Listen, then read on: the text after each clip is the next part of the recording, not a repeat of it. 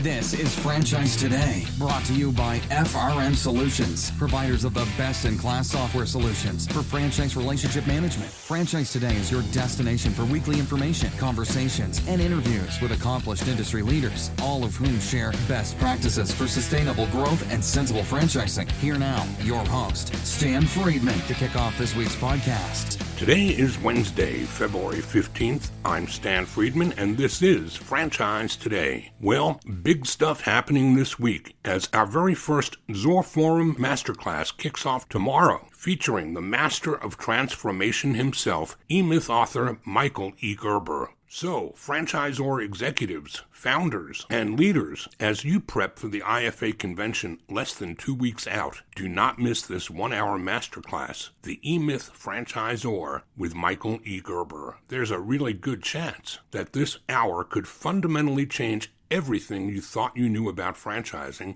and how to succeed at it. Or it could perhaps validate that you're already charting your course correctly. At the very least, Gerber will fire you up and get your head spinning with his passionate, pointed delivery. To register, simply search LinkedIn for the Zor Forum Masterclass or go to zorforum.com. In either case, your name and email address is all it takes to register. Your complimentary admission comes courtesy of our friends at 919 Marketing and all of us at FRM Solutions. Today we're going to hear from Craig Sherwood, Senior Vice President of Development for the U.S. at Wingstop. So, is there any doubt in your mind about how much I'm looking forward to this conversation? In fact, let's take a quick break right here, and I'll be right back to tee that conversation up.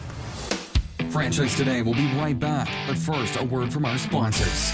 Franchisors of restaurants, bars, and grills, and multi-unit franchisees, listen up. This message is for you. If you're looking to engage guests, elevate profits, and enhance your customer experience, Atmosphere TV is the answer. What's Atmosphere, you ask? Atmosphere is the world's #1 streaming TV service for businesses, here to help you make more and save big on overpriced cable packages. Atmosphere provides you with a free programming option, bringing more than 60 ultra-engaging audio-optional channels designed to please customers and increase their average ticket. So, how does it work? Well, it's easy. Upon sign-on, Atmosphere sends you a free device, loaded with over 60 channels of eye-grabbing entertainment. From news and sports to viral videos and fuzzy animals, every channel is family-friendly and designed to keep your customers happy and engaged. Plus, thanks to Atmosphere's 100% audio-optional format, the programming is perfect for any setting, no matter how loud or busy. Atmosphere isn't limited to restaurants or bars either. Any business with a TV screen can benefit from better entertainment. So stop playing and paying overpriced cable. Go with free TV instead. Chiropractors, doctors, dentists, auto shops, anyone with TV in their waiting rooms can jump on this amazing offer. Just go to atmosphere.tv/sign-up and use the code FRANCHISE, and Atmosphere will waive the usual one-time $99 activation fee for your free-to-stream device. Visit Atmosphere online at atmosphere.tv, and remember, use the code FRANCHISE to waive your one-time activation fee. Visit atmosphere.tv to elevate your franchise's entertainment experience today. Craig Sherwood is a uniquely qualified attorney, business professional, and former Army officer with extensive senior leadership experience in franchise development and operations, highly effective at building strong relationships and consensus behind initiatives, leading to revenue and unit growth.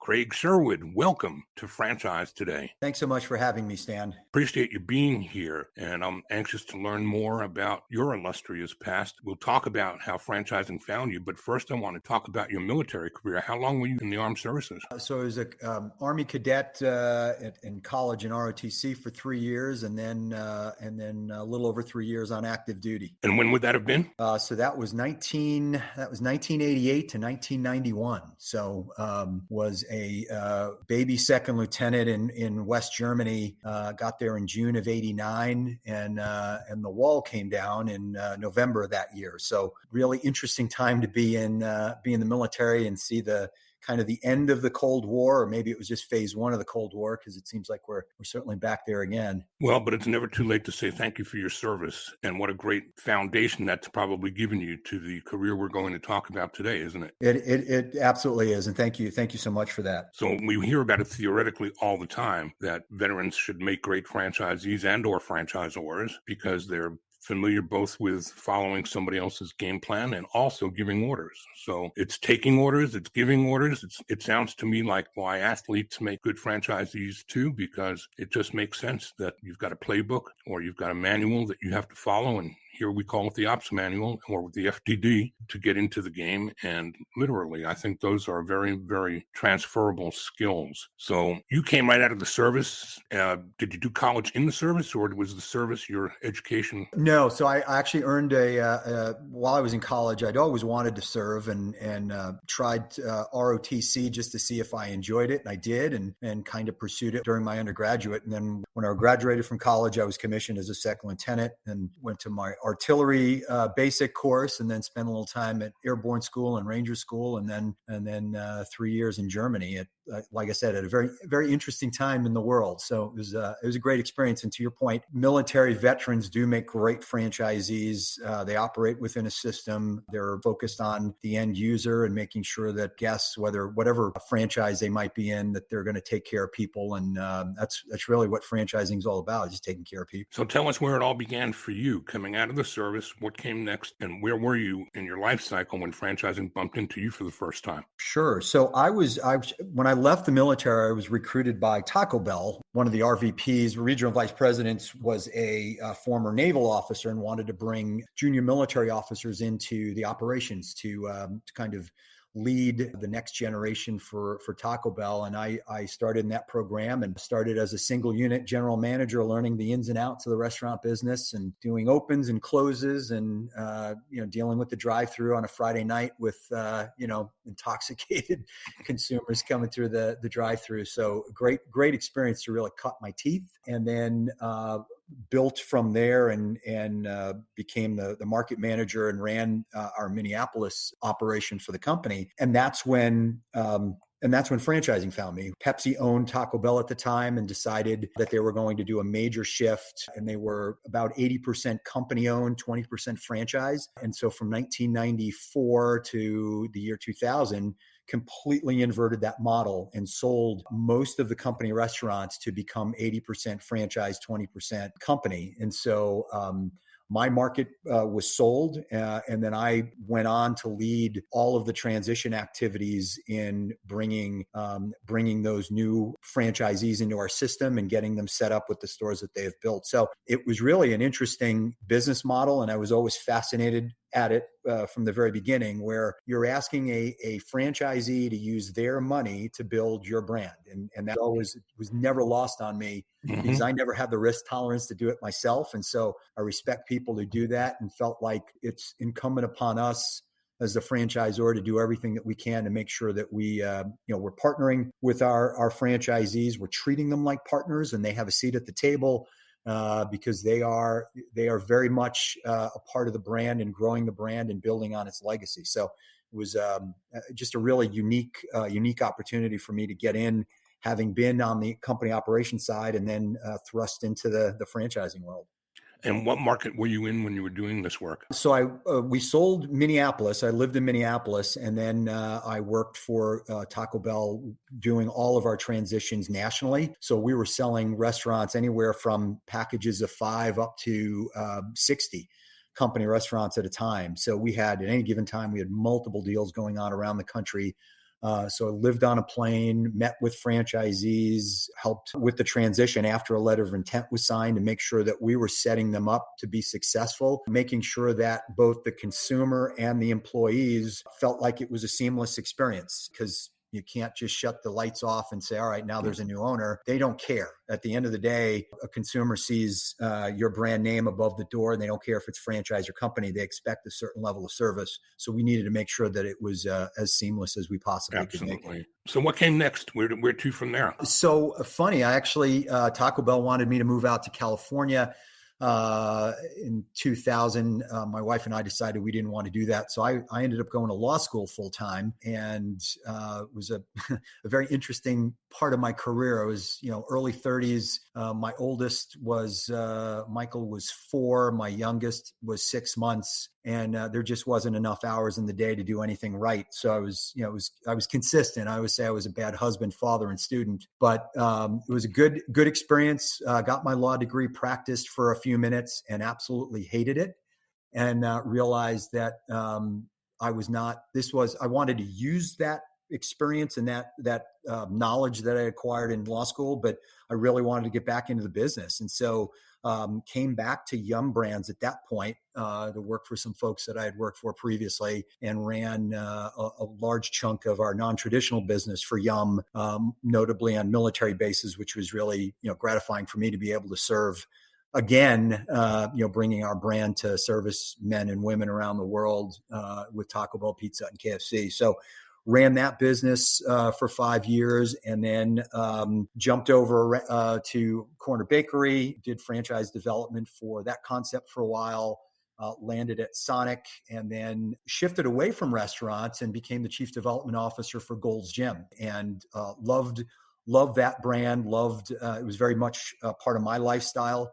And so I really enjoyed working with the franchisees. That was a global position. So working and seeing our brand grow around the world was really, really interesting. Was Adam Zaitsev there on those years? Adam Zaitsev, yeah. I worked for Adam.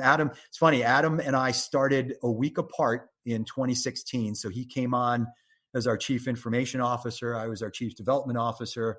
Adam left for a little while, came back as our CEO. So then I worked for Adam. And Adam and I served together up until, the bankruptcy of that brand. And then we transitioned to different places. I landed at Little Caesars, where I ran U.S. development for them. And again, you talk about great legacy franchise brands. I think what Mike and Marian Illich did for not just for Little Caesars, but for the city of Detroit and the people of Detroit is just truly an amazing story. And that's probably a story for a different podcast. But I mean, a lot of respect for them and that brand. And then had this odd phone call that came in from a recruiter asking if I'd have interest in Wingstop. And having lived and being located in Dallas, I knew a lot about Wingstop, about its history, about its trajectory, and it absolutely piqued my interest, and had further discussions. And a few months later, I was on board. So was Dallas originally your home? No, I actually grew up in New York City, and then I got married, and we lived in Minnesota. And so ran the Taco Bell business from there. And then when I went back to work for Yum Brands in 2005, that's when we relocated down to Dallas, and we've been in Dallas ever since. Well, your story just exemplifies what I love so much about franchising. I know Adam from my time. I think I was at FranConnect then. No, I was at FRM Solutions, and I met him when he, I think, was with Smoothie King, or that was right after his first. Yeah, that was right after his first go around with Gold's Gym before he came back as our CEO. So we were flirting with moving him over to another platform there, and I got to know him and just follow him ever since. And then Little Caesars, I got to tell you something about that. What you just said about Little Caesars couldn't be any more true. I feel like those are some of the most deeply ensconced roots into a community. Dan Descharme, I think is his name. Yeah. Dan took me on a tour of the Fox Theater, and they own that, right? They do. So, that's correct. Yeah, the Illiches own that. So Dan took me on a backstage tour of the Fox Theater. I got to stand on the stage that comes rising up with the orchestra, and I got to see things that nobody in a layman's life would ever get a chance to see. There's a dressing room, they called it the green room, at the back of the Fox, and everybody who's ever performed there autographs the walls, the floor, or the ceiling. And so you'll see signatures in there like Sinatra and Dean Martin and Jimmy Durante and people that are long, long gone, all the way up to Justin Bieber, and it's just amazing. That is a great, it's funny you say that. I've gone on, every time I had a chance to go on that tour, I would go on it, because every time you go, you see something different. It's a fabulous venue. So, Craig, when you arrived at Wingstop, what was your first assignment? So came on board to head up our U.S. development, and I think at that point, development had been kind of separated a little bit, and we were operating it or trying to operate it regionally through company operations or through the operations team. And I think Michael Skipworth, our CEO, realized we need to have a strong consolidated development function, and so I came on board to kind of build that team back together and put process in place to get us on a trajectory that we all believe that we can be on, which is to grow this brand to 4,000 plus locations in the United States in the next 8 to 10 years. So just met with the team and understood what our capabilities were and see where there's some opportunities to kind of go faster and just make sure the team was being taken care of. Again, it goes back to my military days. If you take care of your people, then they'll take care of the mission. And I've always believed that. And you want to make sure, and I know our culture at Wingstop is very important. And so I know a lot of companies talk about culture and how important it is and that people are part of that. But Wingstop, for me, it was very different. It was very real. And I could sense that from the conversations that I had during the interview process, and certainly was not disappointed when I got there and interacted with not just the senior team, but everyone in the organization. We all walk the same walk and talk the same talk, and there's a lot of consistency in what we do. So yeah, that was kind of the early days, just getting acclimated. And when you work for a publicly traded company, you've got numbers to hit. And I came in right in time for our fourth quarter push. So it became the all-consuming role of the day is to make sure that we're going to deliver on the commitments that we make. Well, you've got big shoes to fill. I mean, your predecessor is somebody that is well known and loved by many of us, including Yep. yours truly, Madison Job, who's been there for quite some time. And what a great team and culture he built around his team, and some of the people like Beveridge that I've known for 100 years that just recently retired herself, I guess. The brand has got such a storied history, and I love Wingstop, and it fills a niche inside a broader spectrum of wing businesses. So many people think about wings just, as bar food and football, but it really has evolved. So looking ahead to the next year, 3, 5, what kind of plan are you on, and how much might Wingstop remain the same? How much might it change? How much of it might Rick Ross wind up owning over the next few years? I think like any brand, we want to play offense, we want to grow strong, and we want to make sure that our brand partners are prepared to do that. And so it's important that not only our existing brand partners, who are the vast majority of the growth that we have right now, and it's amazing that they're leaning in and they love the brand, they take care of the brand. So we want to do everything that we can to make sure that they're going to continue to be good stewards, and we give them all the resources that we can to help them grow and grow strong. But then also look to recruit and onboard new brand partners into our system. We've recently brought on some brand partners up in the upstate New York area, Buffalo, Rochester, Syracuse, Albany. So we're excited to get some traction going on up there. So, that's going to be, our short-term view. I think as we look at the brand, I think innovation is very important for any brand, and certainly ours. We're all about flavor and serving the world flavor. So want to be innovative, not just in our product offering, but also in what the touch points are for our consumer. And we'll look at new design. I know we've done some really cool things over in the United Kingdom with our design package. The way we interact with the consumer there, it has almost like more of a nightclub feel. So, that might be something that we look at and take some of those elements and best practices from other parts of the world, incorporate into, how we interact with our consumer here. I know that the last time I conversed with Wingstop, it was with Madison, and we talked about the incredible growth of the brand's revenue over the course of COVID. You guys were built for COVID. I mean, there were so many companies or brands that had to make pivots. I don't think you guys needed a pivot, probably a fine tuning maybe, but not much, because I can think of no brand that would have been more suited for COVID than Wingstop, and the numbers, I think, prove that out. What are some of the things that came out of COVID that are never going to go away and have become part of the footprint on the go-forward basis? Yeah, well, I think for starters, our digital presence, we're north of 60% now. Our goal is to get to 100%. So I think we saw that flourish during the COVID time period, and that was great for us to get a boost and to continue to drive that part of the business. I think our dine-in business has changed quite a bit for COVID. Our traffic is still very, very strong, but we're seeing more people take their food home, either through delivery or they pick up. So that, I think, opens up the door for us to explore whether we need such large square foot restaurants, and we can scale back a little bit on the number of tables that we offer, still providing an opportunity for people to dine in, but realizing that the vast majority of the business that we do is takeaway, again, driven largely by what had happened during COVID. So I think those are really the big lessons that we learned. And so we're pivoting in terms of our design and how we design our box now to be able to capture a better unit level economics with a smaller square footage. So I know that when the price of wings went through the roof, you guys got pretty creative and introduced thighs as a menu item. How did that pan out? It gave us a different product that we could explore, and I think it went well. I think the other things that we've done during that period where inflation was pretty high was to lean into the value playbook, bringing on bundle meal deals. So instead of raising price for our consumer, we really leaned into giving them a great meal at a great price.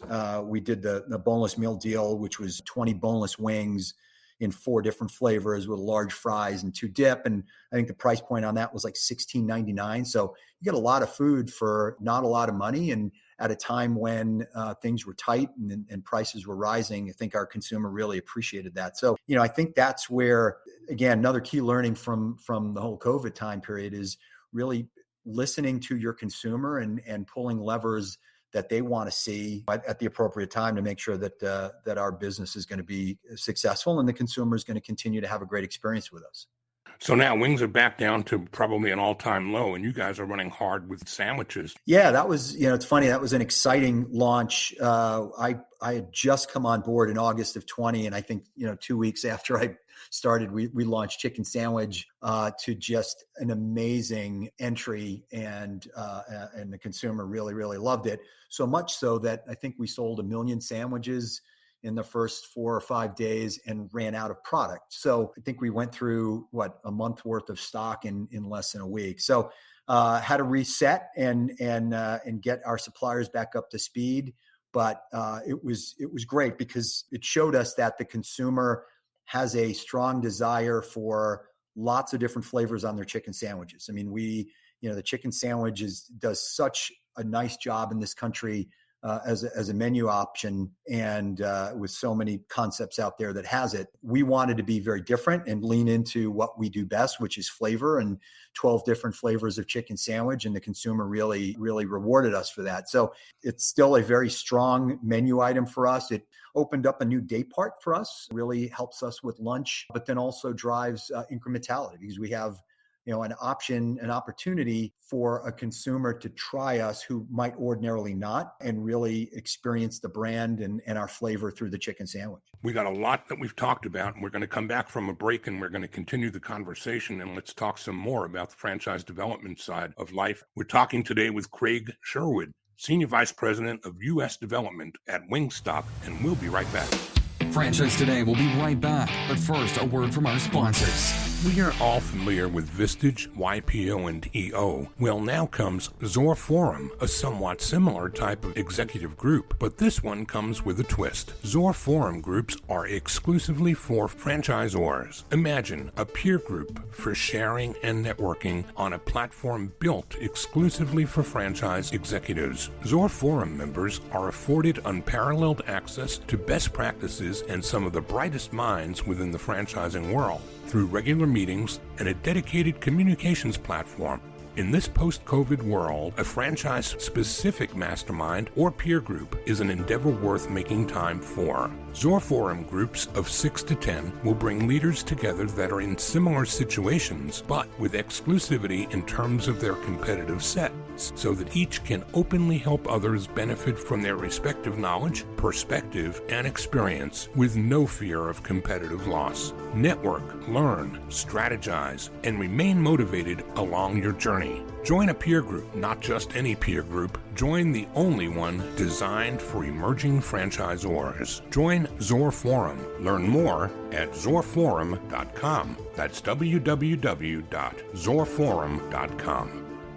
And my conversation today continues with Craig Sherwood, Senior Vice President of U.S. Development for Wingstop, one of my favorite concepts on the planet. So, Craig, what does the franchise development roadmap look like? Now, you said you're making some tweaks and some adjustments. What is it you're adjusting to? What's the typical footprint going to look like? And who is it that's going to serve you best as franchisees moving forward? Yeah, well, that is the most important question any franchisor has to ask themselves is, who do you want as your partner? And I'm impressed with the brand partners that Wingstop has onboarded and has in their system for a lot of years. And so we're going to lean heavily into our existing brand partners. They're good stewards of our brand. They take care of our customers. So we're going to grow with them.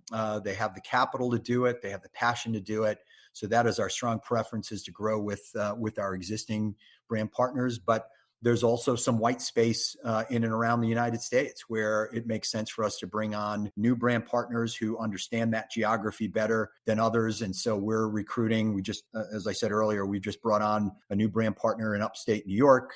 We have a new brand partner in Manhattan who's operated there for many, many years. We've got folks that we're having conversations with about Minnesota.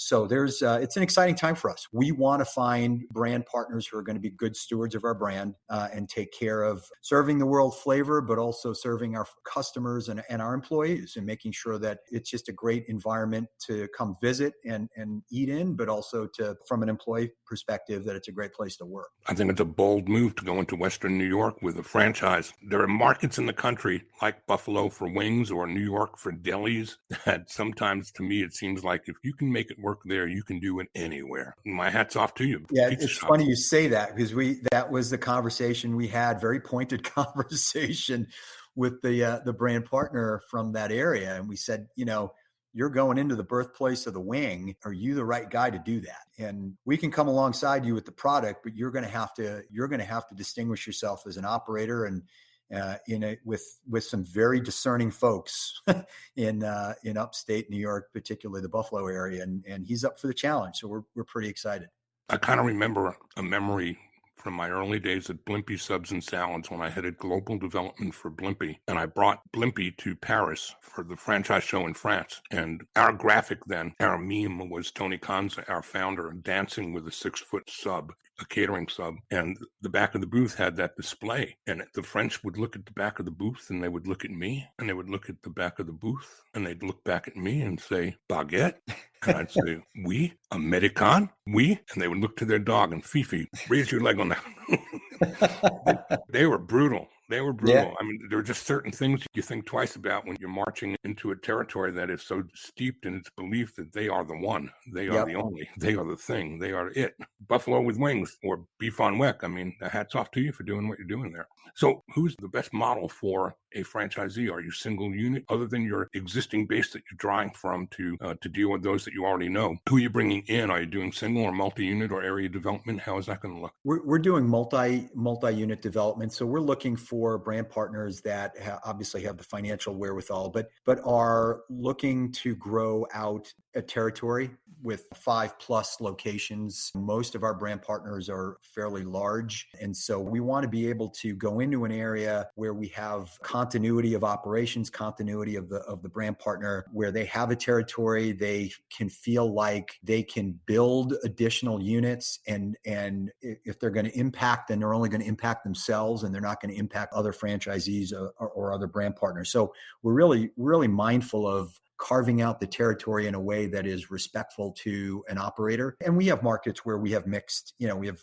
Chicago and Dallas, where we have lots of different brand partners, and something we have to be very careful about. We want to respect what the business that they've built up. We want to make sure that we don't hurt them in any way when we bring on another restaurant into that area. And so what we find is when we bring on a new brand partner, we want to give them an area where they can really grow, and it's all there. So that's who we're bringing on, or these more, larger, more sophisticated groups, preferably that have hospitality or certainly restaurants, but that can really lean in with their experience and elevate our brand from the experience that they bring with them. What about non-traditional? Are you guys pursuing any of that kind of We development? are, yeah. We've recently had meetings with the Army Air Force Exchange Service, with the Naval Exchange. So we think that is tailor-made for for our concept to soldiers and sailors. Perfect combination. And then colleges. We just opened within the last 6 months. Opened our first on a campus at Temple University, and it's doing phenomenally well. And so this is a consumer that loves our product, and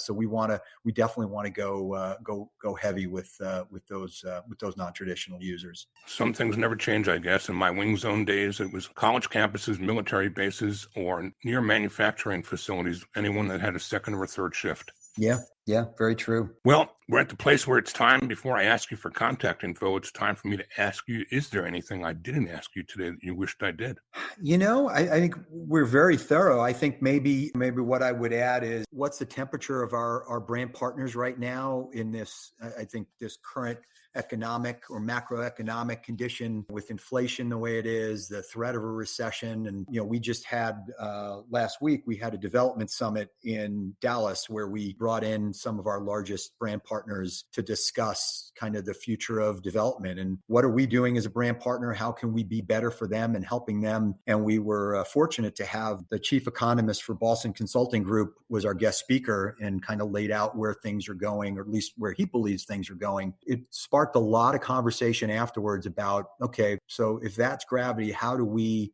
take advantage of that? With every downturn, there's going to be somebody who's going to benefit from it. And so, I was really pleased with the conversation and just how bullish the brand partners feel about our brand and where we can go. And so I think we're in good shape to battle what's ahead. I think we've got a lot of levers if we need to pull them in terms of value. And so, I think that would be the only other thing I would add. And what about labor in today's shortage of help? How's that impacting you? I think like most brands, we had a season of it and fought through it. We're in a much better place now. I think what's nice about what our concept brings is we're really labor light in the kitchen. So we can operate with a limited staff versus maybe some other concepts where you've got more activity going on in the back of the house. So that certainly adds a lot of value to our brand partners in the economic model. But, we, like everybody else, we need to make sure that we're taking care of people, and that the hourly waged employee who's interacting with our customer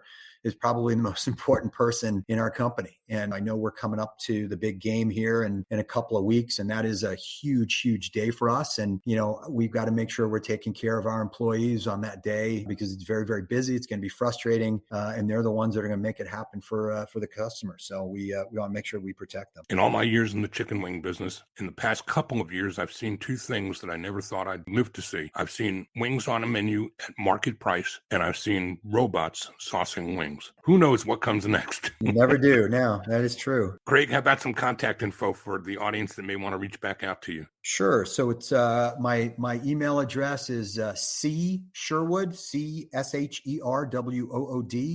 at wingstop.com. Well, I appreciate you taking the time today. I appreciate your patience through my dog's fits and need to join the interview. And I look forward to seeing what you're going to do, because Wingstop has been, is, and will remain one of my favorite brands. So I thank you for bringing us up to date today. Hey, thanks so much, Stan. I appreciate the time. You've been hearing from Craig Sherwood, Senior Vice President of U.S. Development at Wingstop. Thanks again, Craig. Thanks so much. Well, there it is. Another fantastic conversation goes into the archives, with many, many more ahead, including Squeeze Massage co-founder and CEO Brittany Driscoll, Franchise Films Trevor Rapley, Huntington Learning Centers Ann Huntington Sharma, Mighty Auto Parts President Josh D'Agostino, and serial entrepreneur, multi-brand founder, and the author of Disruptable, Alan Young. Quite a lineup, all in the weeks ahead, right here on Franchise Today. So until next week, I'm Stan Friedman, wishing you the best. the very best of all things franchising, and Franchise Today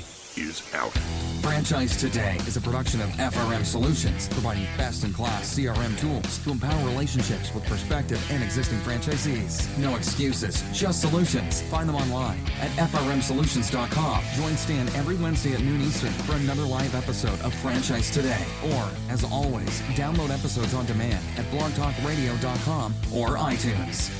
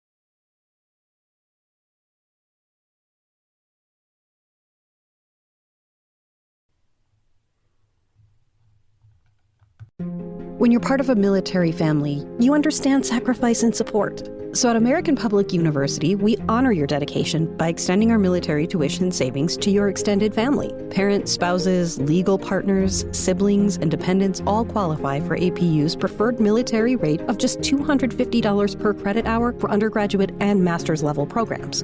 American Public University. Value for the whole family. Learn more at apu.apus.edu/military.